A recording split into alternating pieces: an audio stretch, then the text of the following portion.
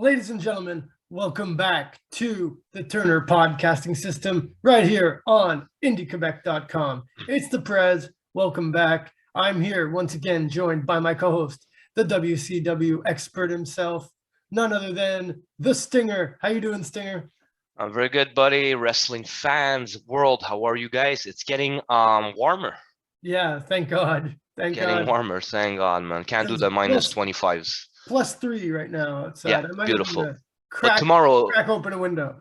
exactly. Tomorrow minus 16 though. Back No, to that's hell. it. But Don't get stuck into a false sense of comfort here. exactly, like So, WCW events. exactly. So we're continuing along with our reviews of the Nitros here. So this one we're reviewing today, December 4th, 2000. From Lincoln, Nebraska, the commentators are Mark Madden, Tony Schiavone, and Scott Hudson. Okay, so one thing that they've started to do the week before they opened the show with Jarrett hitting some guy like talking about the election with a guitar. Yeah. Now there's some guy who's just like, hey, I'm from Lincoln, Nebraska, like Nitro's here, and Jarrett's like, shut up, slap nuts, and just hits him with a guitar. So yeah, Jarrett is like, hey, that was funny last week. Let's like do that again. Do it again, but a different scenario, you know. So yeah, so these vignettes started with Jarrett hitting people like a serial killer with the his guitar. Yeah, and it has nothing to do with any storylines. Absolutely not. It has not like exactly kind of like Reno's sister, but like there's just weird stuff going on, and it honestly before we even review this, this one was pretty bad. Overall, like I was entertained. It's WCW. It's 2000.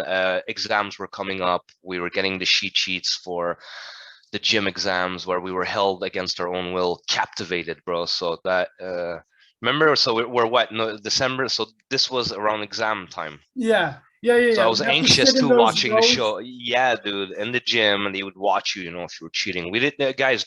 Don't forget, we didn't have iPhones, Blackberries back in 2000. If you were lucky, you had like a flip phone from Cantel company before it merged with Fido. But it was anxious show, I think, and yeah, well, just the opening scene, like who we see is just like it's you were in trouble back in the day. Later no, dude. Even back in the day, you knew like that t'es dans rien de bon, as they say. Yeah, like they couldn't come up with anything more interesting than this. Yo, stay fucked up, bro. Fucked up. It was fucked up. Exactly. So then they do the shitty Nitro opening with the fake Matrix music. Ugh. So it starts out the show. The Thrillers are backstage with Oklahoma, and I'm just Oklahoma is back, guys. Never have been brought back. Oh man, why is Oklahoma back here? So, like, I don't know what happened. Maybe Ferrara, like maybe when Russo went over, maybe Ferrara was writing this era, because Oklahoma is Ed Ferrara, who was one of the writers of WCW, as most people know. And he was also a writer on the Attitude Era with Russo. Yeah, he was like the B writer. Maybe he came up with like the Job Squad or the Oddities or something. Yeah. Also, he was the, and I shit you not, the ex-WCW Cruiserweight champion. Yeah, indeed he was. And then remember at one point he came back in TNA with dreads. It was like, oh my God, what the hell was that? Yeah, I didn't watch wrestling a lot at that time, but I remember that live, and I was like, I flipped through. I think I just continued through the channels. I was like, I didn't just see the guy who wrestled Medusa early in the 2000s for the title, like on TNA. I'm not even gonna check. I was actually never mind. But you just confirmed that right now. So Oklahoma comes out and he's like pissing off the crowd, and like just getting heat in the ring, and then he announces if Sid, like for some reason Oklahoma's acting as if he has like authority. Yeah, He's coming out for Mike Sanders. He's there to deliver a message. He's part of, and I think that's what he tried to do in Mayhem '99 as well. Like he had this type of power where he could wrestle women for the title. Anyways, but yeah, they were integrating him like that. And it's again, like what did Russo send him? He's like, bro, I can't make it on TV. You go, Yeah, like yo, New York badass. He's like, so fucking random, ridiculous, eh? random. So Sid comes out and basically chokeslams Oklahoma, which everyone I loved. See that.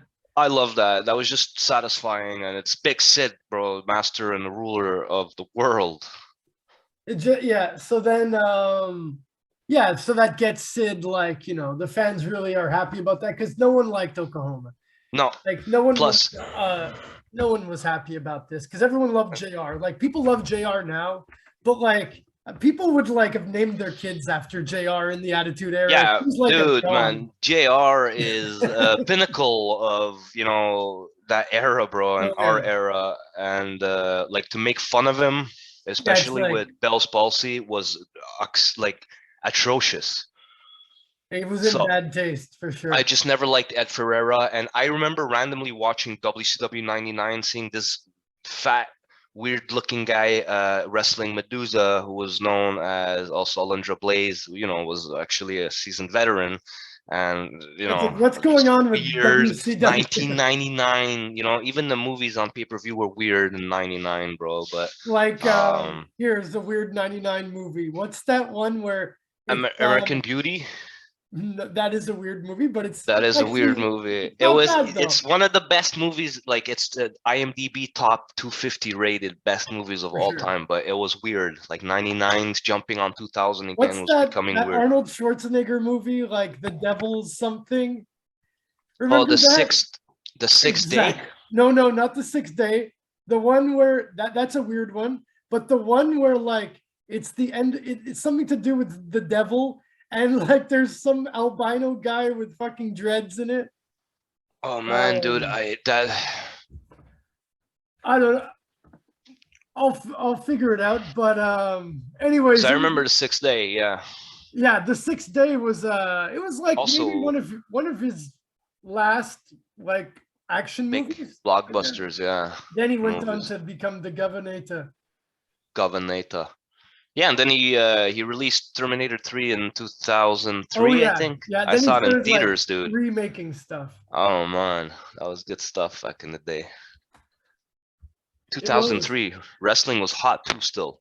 So then, fresh. Yeah, the movie I was thinking of, it is in '99. I knew this was a 1999 movie. The Arnold Schwarzenegger movie, End of Days. Remember End of Days. I always get that in the 60s. Yeah, with Gabriel Byron, right? Yeah, Gabriel Bryan, Robin Tunney, no relation to Jack Tunney.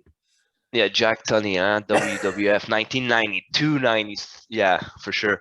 Yeah, I remember that. It was opening restaurant scene, remember? You remember the opening scene? He just walks up to the lady and...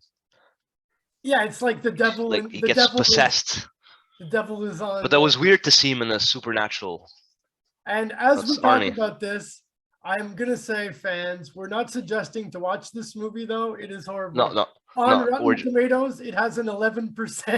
11% is harsh, man. That's a 1 on 10. That's really 1.1 on 10, man. So absolutely. No, it's stay away from it. Movie. But yeah, like so that just proves our point. Like entertainment was like in the shitter in '99. It was shifting to they were shifting, and the same was with wrestling, right? But like WWF was doing it right. WWE at the time was doing it right. Like it was going into the millennium, bro. But WCW stayed in the '90s, I think, and eventually led to the death. That's it. So yeah, so then Sanders comes out. He gets Sid arrested. Yeah. For attacking Oklahoma, and then they're building Sid and Scott Steiner guys. Don't forget, because we had Sid show up at the last Nitro. Exactly. It's the main event, and we had Sid just show up out of nowhere, getting everyone to go crazy. Trying to find like creative ways to keep Sid and Steiner from fighting, from clashing. Yeah, well, which I think I respect totally. It's old school. That's like an old school way. That's it. Classic wrestling. Yeah. So yeah, so as you're saying, the show is really like kind of built around that storyline. That's like the main driving like storyline throughout the show. Sanders, he sees Steiner backstage and he explains to him that Sid got arrested, and Steiner's like super pissed because he wanted to No one, he says no one is safe. And bro, when he yeah, says no one is safe, it's that's like some real shit going pretty down, bro. sure no one is safe. This Yeah, guy's gonna take the Steiner, mic and shoot on you impromptu out of nowhere because he's so enraged oh and yeah, Steiner at this possibly point, assault you. He is he's really explosive. he's almost like I don't know, like a Mike Tyson-ish character. Like remember at the time people were like scared as shit of Mike Tyson, and he Yeah, he had that vibe, bro, where he was just crazy, bro. He'll fucking exactly. pound your face to death, man. That's So, exactly. man, So Filthy Animals interview, they challenge Jared and the Harris brothers to a street fight at Starcade. So yeah, that's going to be a feud going forward. right, right. It's Conan not, looked chill. He looked chill. He didn't look like he was worried. He was fighting Double J or wrestling him. So don't forget, also Conan is still always so hip and fresh. He was good talent. I oh heard he's yeah, just yeah, not yeah. a good guy. You know, like he effed up some people a couple of times, Kevin Nash including. He's sneaky, Conan. I don't know if you ever And saw him. He's sneaky with the writing. yeah, yeah. He always like made sure he had like a good Like spot he went in, yeah, fitting. he went in and out, and then like sometimes he'd step on other people's feet, you know, and they didn't Yeah, like that. just Especially Kevin Nash, bro. Like, cause Kevin Nash was lazy. He just came in, he's like, bro, you're gonna make my task now harder, what? Or he got cocky. He's like, what? yeah. In the Wolf Pack, there was like I guess too many egos, and like often it's weird because often the baby faces are like the more heelish guys in real It life. is exactly. They're so healed backstage. They're healed Exactly. backstage, and this is the true heels. Like this is Exactly. reality heels, bro. But Conan, I think, made his rise in Wolfpack. He dressed so cool, bro. Like when you thought Wolfpack, you saw Luger, Nash, Sting, and And Conan. Conan had his place there for Yeah, sure. it is big. So that's where he rose up, and you know, you couldn't have had that street gangish, you know, like Cali street gang vibe And of a that little cred. crew. If it was That just like cred, Kidman there, it would have been like, yeah, right, guy. Like go Kidman, back to straight from freaking Pennsylvania, bro. Pennsylvania. Yeah. Exactly, and Margera as well. But so yeah, No, man, that's it. Exactly. stuff. Conan definitely had the vibe, but I think this was like his last regular run as a wrestler because like in TNA he was always more of a manager. Yeah, yeah, Um he came out, had and mic time and I stuff like don't that. think But that he even lasts till the end of WCW. I think because like Ray and Kidman end up being just a tag team at yeah, the champions, they go out the as cruiserweight champions. tag champ. Yeah, the cruiserweight.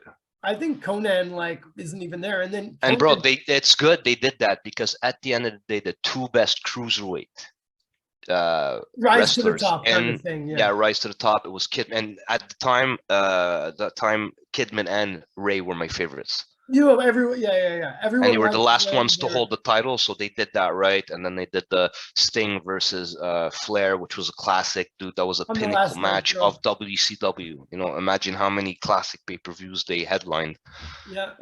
Clash of So the they had Champions and Booker all. T defeating Scott Steiner, and then I respected WWE at that time to bring him as a champion, even though they mocked him with The Rock. Remember, he's like, "Who Yeah. are you?" You know, like just literally burning his career in The Rock WCW. ended Like, up being yo, WCW champion. yeah, SummerSlam, if I'm correct, Yeah. SummerSlam '03, no, '01, sorry, '01, 2001, 2001. So That quick. let's not And delve then off in that classic wrestling, yeah, but we'll definitely we have many episodes come up. So in here, back to this December 4th Nitro here, as my cat invades. oh, yo, Batman is invading.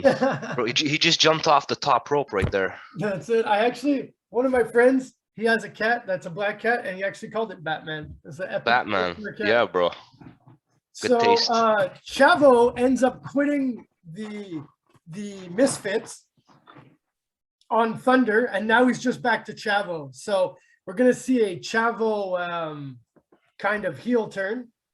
And finally, we get to the first match. Like it feels like there was like a lot of promos. I find up to this point. Yeah. So yeah, first match, Kiwi coming out with Paisley, taking on Against Chavo. Chavo. Chavo, he's like more of an aggressive Chavo than like the joking around misfits Chavo. And he stays heel like from this point till the end of WCW. Yeah, but you know, the Chavo was like stepping up at the time. I remember, like, you know, they were giving him a lot of time, and he was good. He was a great wrestler. He was fun to watch on the mic. So Chavo, they were giving him a lot of time. That was good, definitely. He needed his shine. One thing that's pretty crazy is that Eddie Guerrero got Chavo a contract, and like Chavo basically was a rookie in WCW. He never really wrestled like on the indies or anything. So he's a real WCW product. So when we see him like stepping up, it's because like this was all like work that he put in that we've seen him since he debuted, you know? Yeah, the embodiment of like the birth of a product. So yeah, he's a real WCW guy. Chavo. For sure, and man. like look how good he was in the ring. So he was amazing, bro. Bad about that. Definitely. And so Chavo ends up winning with the Brain Buster. Paisley ends up stopping Chavo from using a chair at one point, but still pulls off the win. I thought it was a decent opening match, but I think it could have been like earlier in the show. They could have like started with it, have some promos. Exactly. Like there's a bit too many promos in this show. I'll say that like starting right here. So backstage, Flair and Sanders, they're talking about how Steiner is pissed that Sid is in jail. And then you see Chronic on the phone making some kind of secret deal, which is like Chronic at this point. Like APA ripoff. Chronic is just gonna do that. We're still on the APA ripoff, yeah. Exactly like APA. They can't think of WWE couldn't think of anything else. Yeah, so then we see Rection. General Rection, Hugh Morris, he gets a world title shot later on tonight. Which I think he was excusing the fact. He was excusing the fact about Tori Wilson, saying it was an accident. Yeah, because he apparently injured Tori on Thunder, and so he's entering basically a feud with Shane Douglas. Yeah, and he's U.S. champion. Exactly. But here's like one of my main problems with this era of WCW, like since Russo left up till now. It's way too predictable. Like, okay, Rection versus Steiner, that might be a good match, but you already know that Steiner and Sid are going for the world title at Starrcade. So there's no way Rection is winning. Yeah, they're feeding him a win, you know, like to beef up his record type thing. And I didn't like that. Yeah, when WWF pulled off shows, they would think about stuff like that. Like the title wouldn't be on the line, or it would be a tag match. And they'd make something special, you know, like that would relate to it, like, you know, something. So they were creative and good like that. WCW didn't realize this little detail would make them look completely predictable and just like redundant to watch. Like, dude, especially Rection, yes, he was let's say rising up for the US title against Steiner. But like defeated. Steiner's killing everyone. Come on, we know that there's no way. Like, it's like giving Goldberg and some guy on Saturday night. Yeah, it's just questionable. Like, but it'll be a good match. It ends up being a good match, I'll say that. But we'll talk about the match later. The second match of the night, which was a weird but interesting match, Primetime Elix Skipper, accompanied by Team Canada, taking on Crowbar, dressed as... And the hardcore title. And he's the hardcore champion, exactly. And it's a hardcore title match. Storm is like a pimp at this time, but he comes back with Daphne. So his gimmick is all over the place. And he's in the 70s, but he's the hardcore champion, not Mike Awesome, even though Mike Awesome is also a hardcore wrestler. And it's like, I don't get how the Crowbar is a 70s gimmick with Mike Awesome, but they're never together. Dude, I don't know why. I think we spoke about this last time. I don't know if it's because 70s show was popular and they thought it'd be cool. They're like, we need 70s stuff. Like, yeah. They're like, and then they just made one out of Pimp. You know, Pimp was getting, you know, it's funny. Like in a lot of the movies that were coming out in the like And they're like 2000. a 70s pimp. Like that's Yeah, that they're was a like, thing. dude, they're like, this is gold, like this is gonna work, and just absolutely ridiculous. Cause, dude, Crowbar went from some crazy looking New Jersey garagist, that would like kill you if you didn't pay him Yeah, for a exactly. You tire could have just change, bro. left it at that, Exactly, which was cool, kind of like his buddy David, David, but the David nutcase. Flair, Yeah. exactly. But yeah, like they ruined him. Even Mike Awesome, man. Like we spoke about this again. So when you think about it, like the gimmicks were absolutely horrendous, man. Yeah, Like like there's Crowbar just was a like, good no thought wrestler. put into it. Like Yes, it was just so weird because you're like, dude, this is the worst gimmick. it Like, doesn't make any sense. man. And then but yet he has it, but he comes out with Daphne, who's like his girlfriend. So like he's not a pimp anymore, but like he's like using her as just backup or something. Like it doesn't make Yeah, or he might be pimp and he's collecting most of her money. No, I'm kidding, but no, but like they kind of like made that clear after the match. Like exactly. so Like they put effort into that detail. Imagine, no, yeah, but they exactly. couldn't do an effort detail with booking proper matches where you knew who's gonna win and who's gonna just be job basically, bro. Yeah. To bigger names. So Lance Storm, he's with the Elix and the rest of Team Canada. So he says like a Canadian hardcore match doesn't have weapons.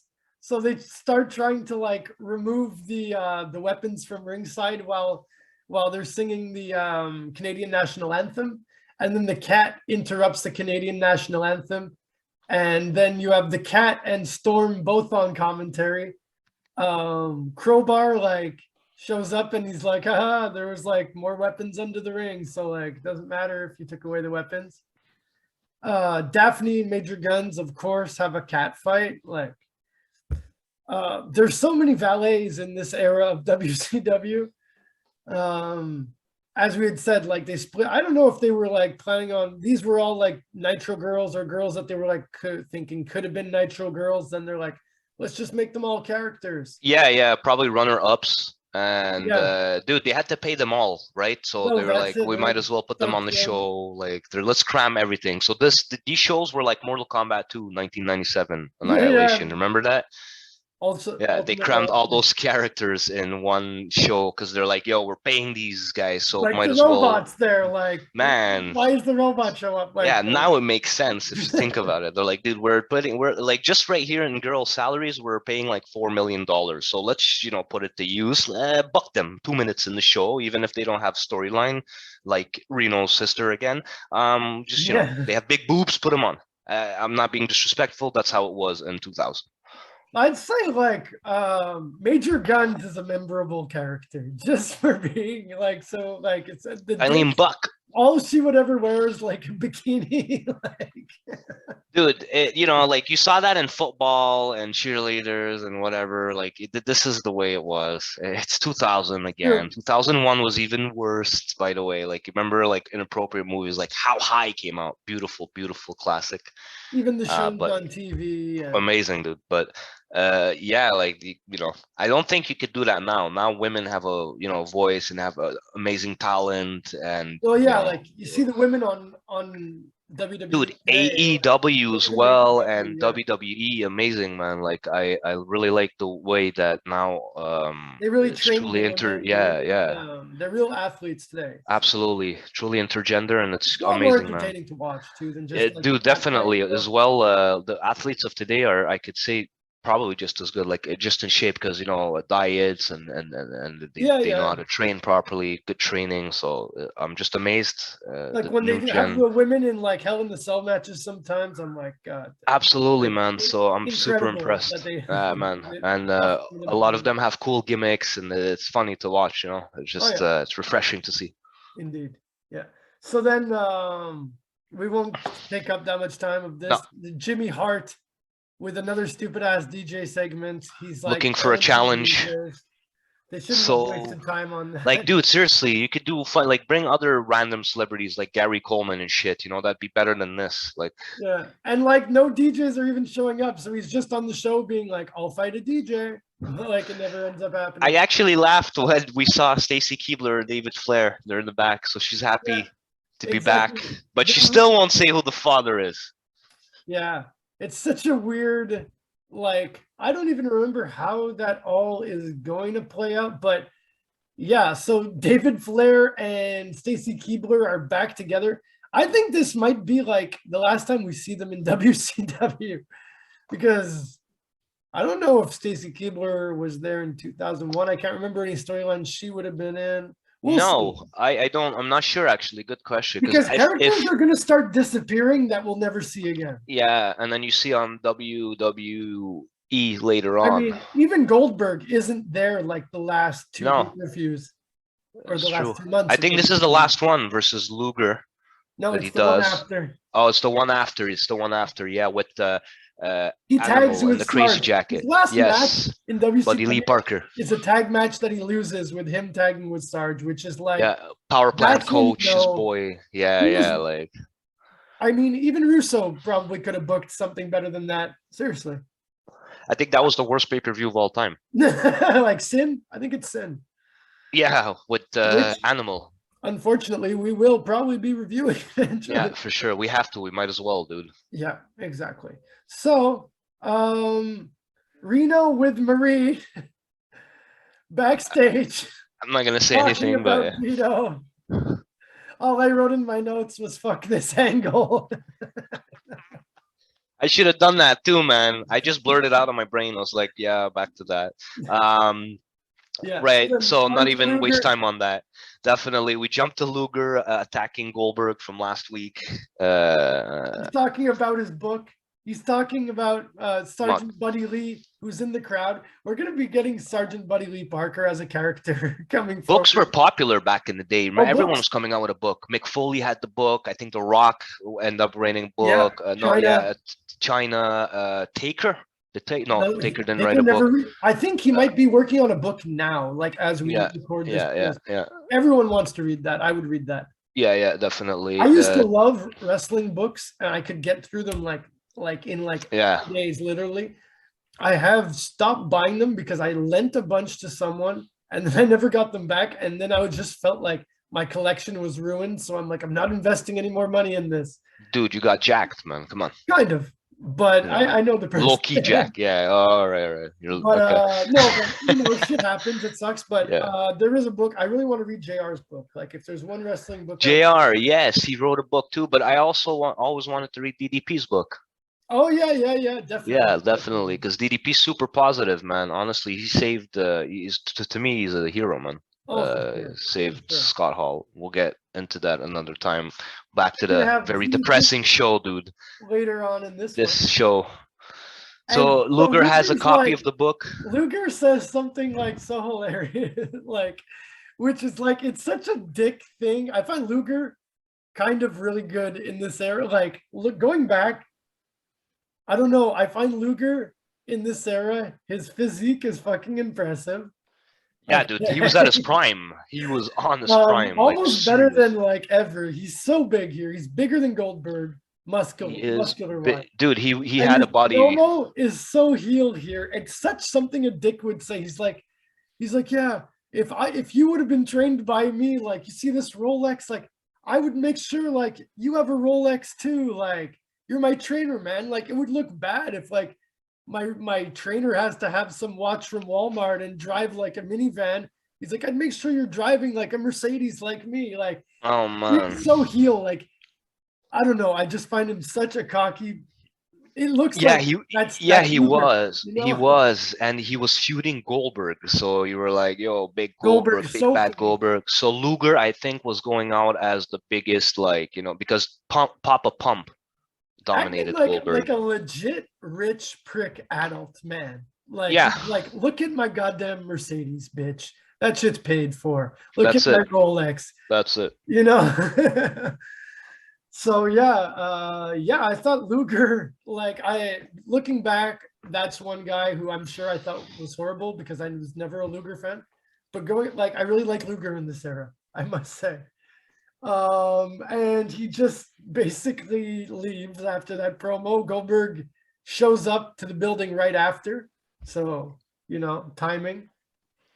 Then backstage, we have Norman Smiley randomly with one of the Nitro girls, random woman, doing his thing, a Nitro girl, one of the Nitro girls, like, macking on some Nitro girl, and he says he's wrestling Goldberg. And then Steiner shows up and Hits says, him. "No, you're not." And he beats the hell out of him. He hits him with the pipe, bro.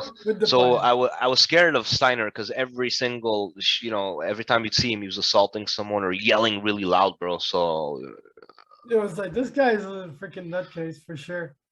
Yeah, Steiner, they're definitely like pushing up. They're making sure to keep him strong as they're that's it. Now we have Shane Douglas. He's trying to avenge Tori Wilson's honor by saying that he's going to take out Hugh Morris at Starrcade. At Starrcade, and Morris and AWOL say that they have business tonight. Yeah, and they're talking to Chavo. Oh no, they see Lash, who was Cajun talking to Chavo. They're like, stop. So they didn't like that. Associating with Chavo. Exactly. And then we get match 3. I just want to mention that was 8 backstage segments between already. Yeah. Just between match 2 and match 3. Disgusting. It's like, fuck, what am I watching here? Like a show about the production of a wrestling show? Well, that's it. You know what I mean? Like, I think were they trying to take the reality TV approach, maybe? It's like remember the show 30 Rock? It's about exactly making Saturday Night Live. It's I'd rather just watch Saturday Night Live. It's like I'd rather just I don't want to watch the making of it, like you know what I'm saying? Yeah. So then our next match, pretty interesting match. This is one reason I like going back to watch these nitros, because we're gonna see not just the big pay-per-view matches, but we see like the younger guys mix it up with the older guys here. Yeah. Helms and Moore taking on the Insiders, DDP and Nash. And Mark Madden calls them the Discount Outsiders. That's pretty funny. The guy in the crowd literally has a sign, because I guess this was the first hour was over. I seen the guy in the crowd. The guy's sign says "Raw just started." Yeah. Yeah, dude, I don't know how they let that come in though. Like, they were pretty iffy when it came to that. Like, you know what I'm saying? So even WWE, that guy might have got or something. WWE also like blurred out NWO sign ones, like, or something. Like after a while for sure. Yeah, like a show and stuff. They just didn't want that to be seen. Because that could get you to flip. But like, dude, would get through, I guess. Because you're on cable, that you can flip. Channel right away. And that's, good point. Yeah. Horrible. That's it. But hey, this match was actually all right. Besides the fact that Nash, this is his 3rd week in a row, he takes no bumps in this match. Yeah, he looked lazy a bit, but I think a bit more active. But again, no bumps. He's just like standing the whole time, right? Exactly. He hasn't hit the floor. Yeah, like, I mean, come on, like taking it like these like kind of fake punches. Yeah, it's not like that's it. Gonna take any punishment, really. I mean, punishment. Sure it does, but they know how to pull their punches. But the real work in wrestling is like really like getting the moves done to you. That's really like what these guys are paid for. And 50-50, man. One thing I'm sure in this match, like Nash and DDP together are making what, like $4 million a year, $3 million a year. The other team together are making like 50 grand a year. Yeah, no, I think maybe $100,000 a year. They were paid pretty well. They're on TV, but like, they're like on entry contracts. They're like a rookie contract, That's it. Even Saturn, Perry Saturn said he was paid well at some point. He probably got a good contract. Like guys who ended up being champions and stuff. Yeah, he said that he spent a lot of his money on booze and crystal, but unfortunately, he's turned into a horrible case. But what a talented guy Saturn was. He was, man. So it's very sad, but. The Natural Born Thrillers come out after the match, which of course, which was easily won by the Insiders. Nash stacks them one on top of the other for the pin. Then we get the Natural Born Thrillers coming out, and Flair comes out. There's all kinds of controversy about the Mayhem finish. The title change. Basically, yeah. So then the Thrillers, they get strapped. Oh no.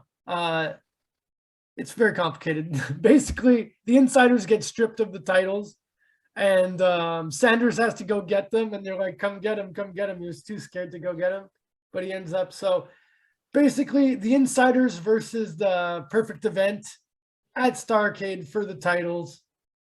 Honestly, that sounds boring to me. It does, dude. It was so, when I saw it, I was like, again, you know, like probably it was so repetitive. It was always the same faces. No, like it's not the talent, it's just the way it was written.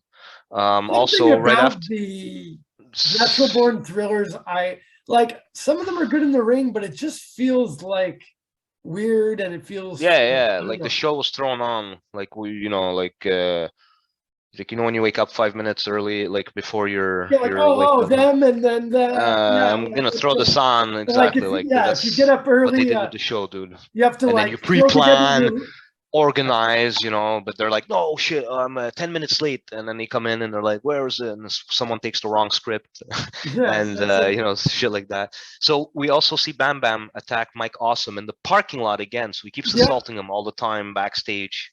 I'm surprised there's not a limo. Is there maybe later? Maybe but later. There's no exactly. Later, actually, yeah. Just randomly. So again, another thing about the shows we're discussing, like stick to one story, you know, stop like jumping to a story, then to the story you were doing previously, then to the main event story, and then the guy that did the first segment has another scene in it. Like they were mixing everything, dude. This looked like a unfinished play, like, you know, no post-production script. Yeah.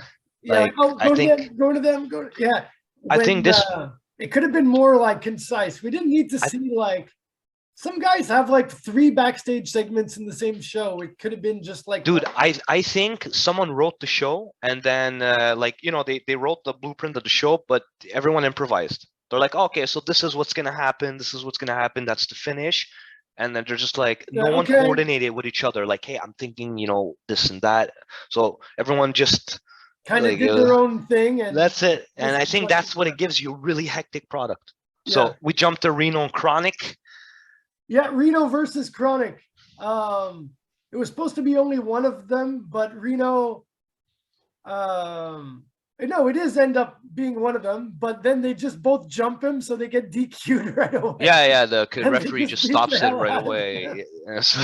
So, you know, it was meant to be like that. I don't think they were being serious for the match. They're just like, let's show how badass and bully-ish Chronic is, you know, by just breaking the rules and not caring, dude.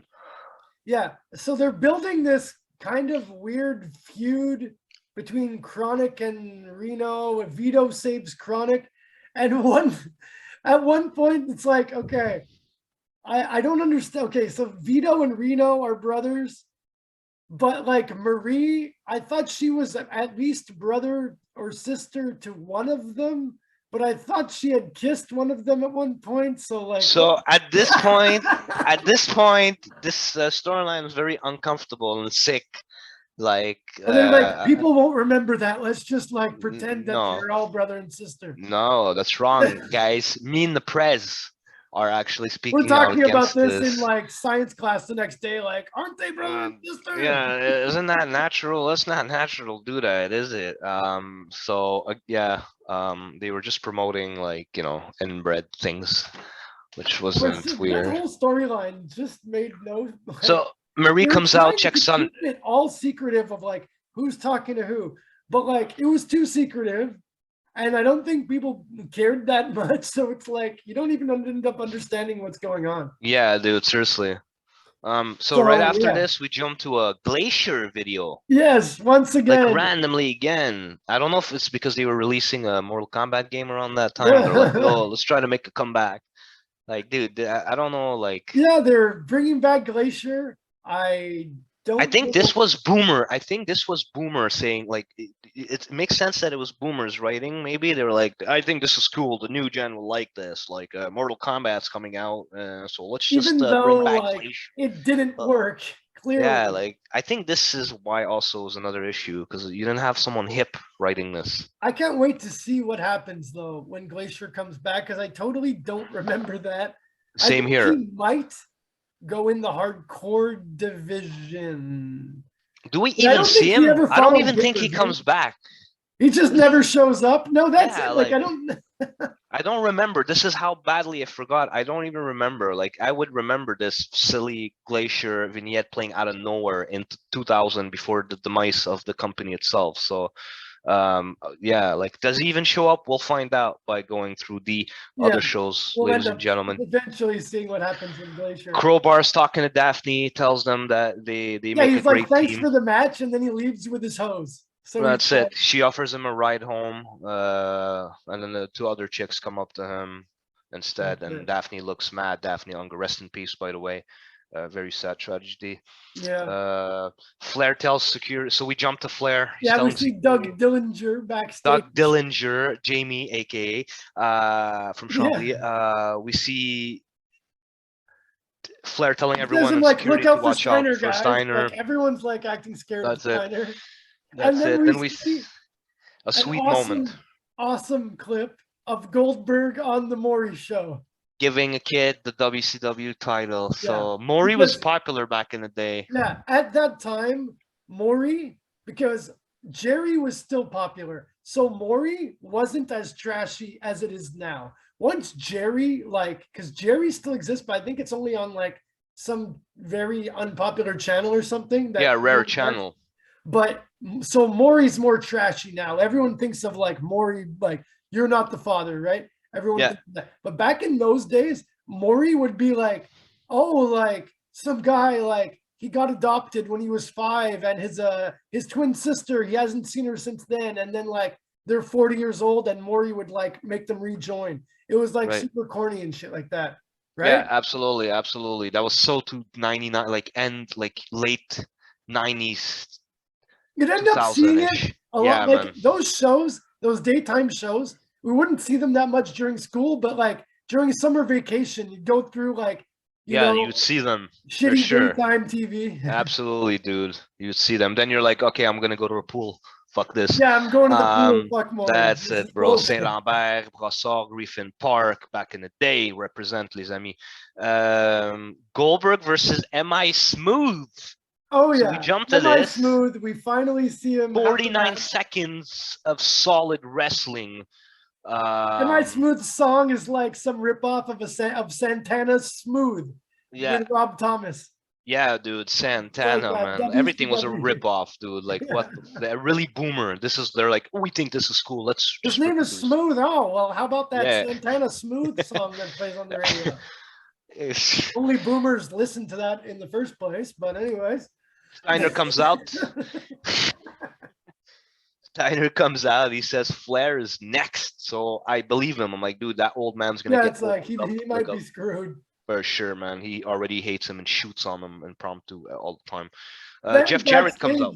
Oh no, yeah. So then Jarrett versus Conan, and Conan is wearing these sunglasses that go like over your head. They don't wrap around your head. They go over. Those aviator. I always wanted a pair of those in this era. Me too, dude. And it looked like something. It was cool at the time. Like a movie. Yeah, it was like just a Matrix strap. style. People wanted like futuristic looking shit. Absolutely. I thought it looked really cool. I remember the only place I ever saw any of those for sale was that, remember, I don't know if it still exists, the Oakley store in Champlain Mall. They used to have an Oakley's sunglasses store. It was just Oakley's. It was near the bay. It was near the bay. It was on your way to the bay across Bentley's. Exactly. So you had Bentley's, you had the bay, and then you had that, which is now I think a hair salon. If I'm not, no, that dude, I'm talking from like 2008 here. Hair salon. We don't know. For all we know, Champlain Mall has been taken over by zombie apocalypse. Like by this point. Exactly, dude. The Yeti Reese. But yeah, so those sunglasses were fucking cool, but they were like $200-$300. So obviously, back in the day, dude, everything futuristic was in the $200-$300, bro, for sure. If you want to be future, you gotta pay. Jared accepts the animal.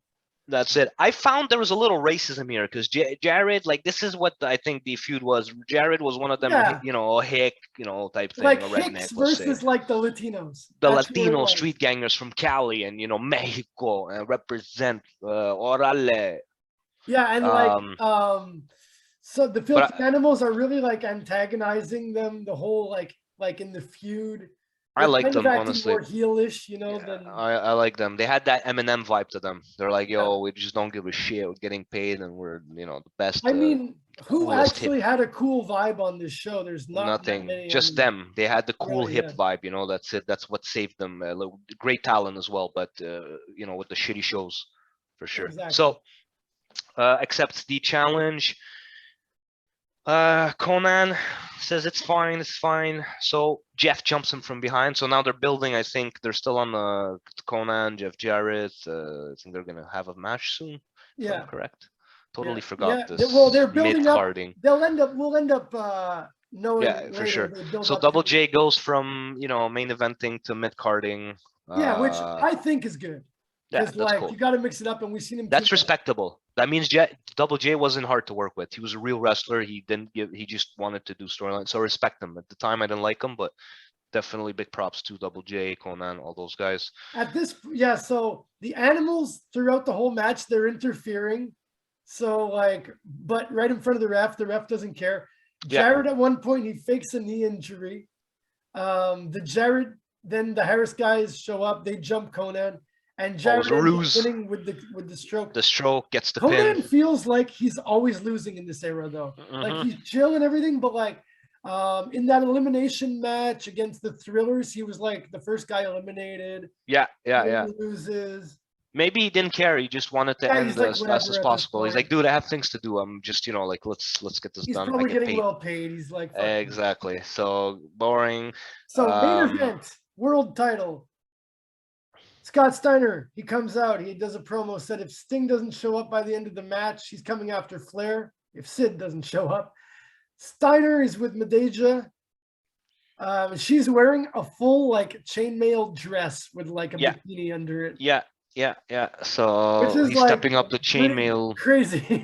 Yeah, the chainmail. It was really random. He just looks like a Greek god who turned from rock. And the guy's already that fucking muscular. Yeah, dude. It was like magical. Like he was just made out of stone, and then he was turned by the gods into a human being. And bro, he's just killing everyone backstage, including Mike Tenay for saying Hurricane Rana instead of the Frankenstein. In this era, whenever we would be talking about WCW, always like Steiner would be like the main topic. Because dude, he scarred us. He was scary. Dude, he was scary, and we tried to be like him in school. Yeah, talking about got us a lot of trouble. You ain't shit. And so Steiner ends up winning, of course. I mean, it's a decent match. Could have been worse. Could have been worse. But yeah, it's kind of no. I mean, it's pretty obvious, right? That Steiner was going to win, but it's a no DQ. But you know what sucks? Erection is the U.S. heavyweight champion. Like he should have not just get defeated like that. That's but, it. It's with a clean cut. They should have. Yeah, exactly. They should have chose someone else on the roster. Come on, man. You have like 200 wrestlers employed. Really, exactly. You couldn't find anyone else except the U.S. champion. You're just gonna devalue this guy, And Erection was good talent for sure. That's a problem too. Big problem, dude. So at one point, Madden calls Medeja comes off the top rope and he calls her a luchador with implants. Yeah, he was always a perv. Yeah, he was trying to be really. I like Mark Madden, but he really wasn't JR. Like not JR King, man. Like come on. And at one point, came out as creepy when he said it. At one point, when Rection goes for the moonsault, he says the classic James Silent Bob line: "5 flat ass fly." 5, yes. Like so he was referencing. Yeah, it was a lot of. Pop culture he referenced a lot of pop culture references for sure. But like that younger people would know. Like my parents weren't watching James Silent. No, they're boomers, bro. Same with here. Like they don't know that. They're like, "What is this? Take this boring off." Yeah, that's like, no, man. Small rats, man. Best. Yeah, so it's pretty much a clean win for Steiner, being as that it's pretty much a no DQ match. Steiner looks great. After the match, Franchise attacks Rection with a chain. Right. And it just gets like totally chaotic. But I actually enjoyed like the way it ended. Because like it's better at ending this way than it ending on just like a predictable match. And then just going off the air. At least right, but then we see Steiner. He beats the crap out of Hart. Double A, man. Yo. Double A. People like might have like legit felt a bit bad for sure. Luckily, he didn't assault him with this guy. scissors and stuff, too. So like that's crazy stuff. Then yeah, he brings him to the ring even, and he puts a Steiner recliner on him. Basically, Goldberg tries to save Anderson. Runs out, gets jumped by Luger. Luger, and Luger again, guys, is massive, bro. Like 70 pounds of, I think 260 he was. Like he was a massive mofo back in the day. And then I think they tease a bit of. Shows up. Like I didn't mind this, like all these like interactions of the different guys at the end, because like I didn't know where they were going with like Goldberg coming to like save Arn Anderson, because I'm like, oh well, Goldberg's in a feud with Luger, so like that's cool that it's not just like Sid and Steiner, like all. No, yeah, like you have three big Goliaths, Yeah, like and they should have even thrown in.